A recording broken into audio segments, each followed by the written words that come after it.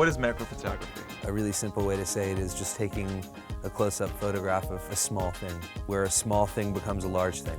Most people take these pictures with dedicated lenses. You're not even using an SLR. You're using a digital point and shoot.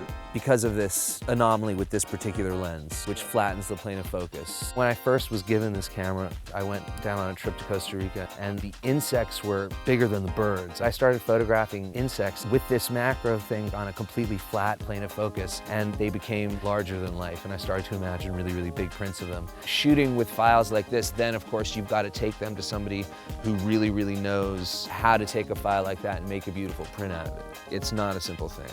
Do you remember the shots that we shot with the macro lens? What was different about those shots from the same basic frame that you were taking with the digital elf? You know, the background in both shots was going out of focus, but it's how close that out of focus background is to the part of the frame that's in focus. It's how close it feels. With the digital elf and the digital zoom, that distance is totally collapsed.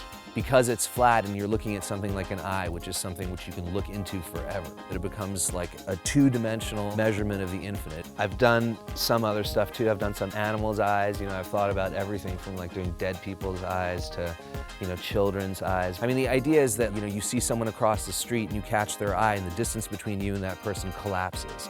And all of a sudden, it's like you're right there with that person. And so the eyes are something which really like transcend our idea of perspective. And an interesting way to photograph something like that is to do it in a completely flat plane focus. There's no way that you could photograph into the infinite. So it's like you just photograph it on one plane, and it becomes something then that you can like stand in front of and look at and experience in a different kind of way.